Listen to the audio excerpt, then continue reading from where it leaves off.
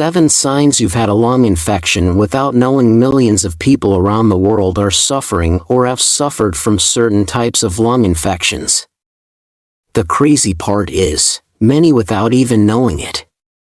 Sometimes the symptoms are obvious, but other times they can go undetected. In this video, we're going to talk about some of the signs that indicate that you may have already been infected without even realizing it. Be sure to hang around until the end because there's one that may surprise you. So if you're ready, let's get into it. Just a quick reminder, this video is for informational purposes only. One sign that you may have been infected is if you have a cough that won't go away. The coughing mechanism is how your body gets rid of particles in the respiratory tract. During most lung infections, inflammation and mucus buildup occurs in the airways of the lungs, which makes it more difficult to breathe. Your body triggers a cough response in order to get rid of the foreign materials in your lungs, allowing you to take in more air and breathe more freely. Sometimes your cough is an obvious sign of an infection. For example, when serious infections such as pneumonia or bronchitis are present, you may have a cough that comes with very thick mucus that is green or yellow in appearance. Other times it's not as obvious because the cough can be dry, meaning that no mucus or phlegm appears. And just know that your cough can linger for weeks or months after you've been infected. So this is definitely a sign to look out for if you suspect that you may have already had a lung infection. Another sign to look out for is, of course, a fever. A fever can occur for many reasons, but it's most commonly seen when the body is fighting an infection. The average body temperature is 98.6 degrees Fahrenheit, but it can fluctuate some, usually with warmer temperatures occurring later in the day. In general, some individuals will have a higher baseline temperature than others. But when a lung infection is present, it can increase as high as 105 degrees Fahrenheit. Although this is an extremely high body temperature, sometimes during a lung infection, you can have a mild fever and not even realize it while still being able to carry on throughout your regular routine. The immune system helps adjust the body's thermostat in the hypothalamus to make your body feel hotter in order to combat the infection. And when a severe fever is present, you may experience chills even while sweating with a high body temperature, weakness and fatigue, and sometimes even a headache. But, with a mild fever that can occur with a lung infection, you may not even experience any of these symptoms. Another sign to look for, and we just mentioned it, is weakness and fatigue. Weakness and fatigue are two of the most common signs of a lung infection. That is because fighting off an infection takes energy from your body that you may have a difficult time manufacturing because the body is ill. Running a fever, battling with an infection, and a general feeling of unease can leave anyone feeling tired and a bit weak. The lack of oxygen in the body may also be a factor because, of course, oxygen is required by all the tissues of the body to function properly. So if your body has decreased oxygen levels, it requires more work, which ultimately makes those feelings of weakness and fatigue worse. That leads us to the next sign that you may have a lung infection, which is shortness of breath. Shortness of breath is a symptom that occurs in most lung infections and can remain after other symptoms have gone away. This is likely due to inflammation that has occurred in the airways of the lungs.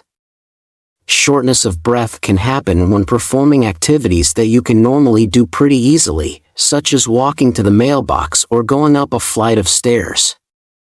While doing these typical activities, if you notice that you're having trouble breathing, this could indicate that you've already experienced a lung infection. In such a case, it may be wise to seek professional medical advice and consultation. They will be able to perform more testing and prescribe you with the necessary medications if needed.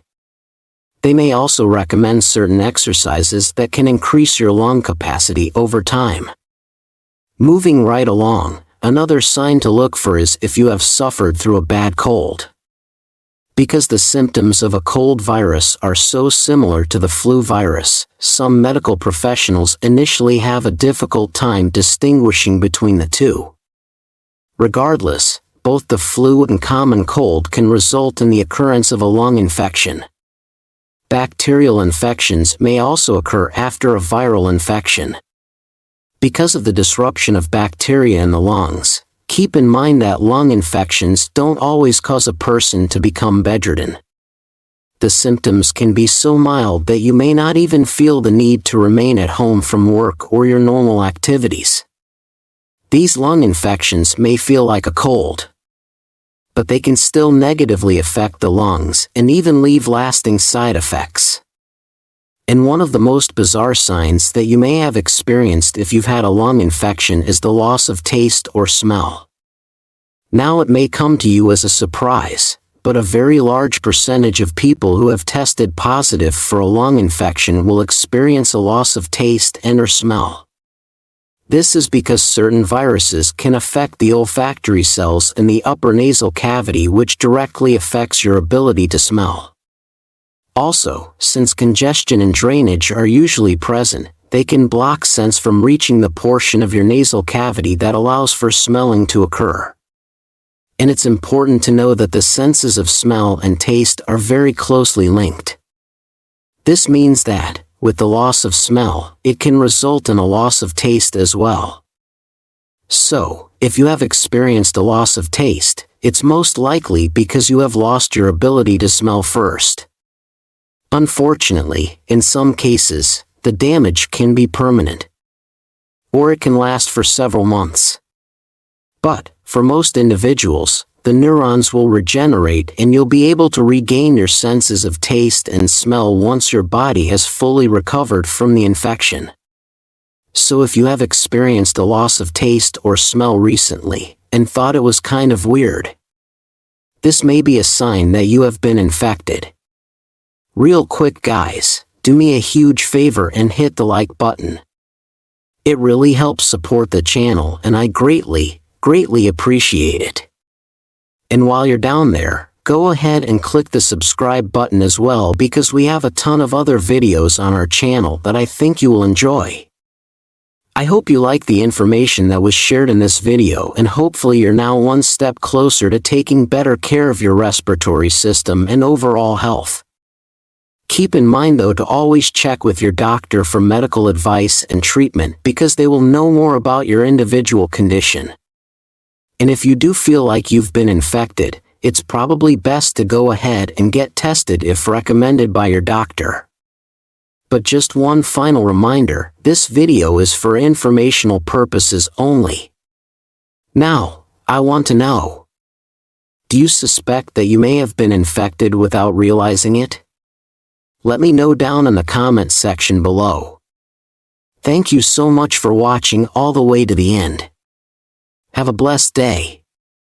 And as always, breathe easy, my friend.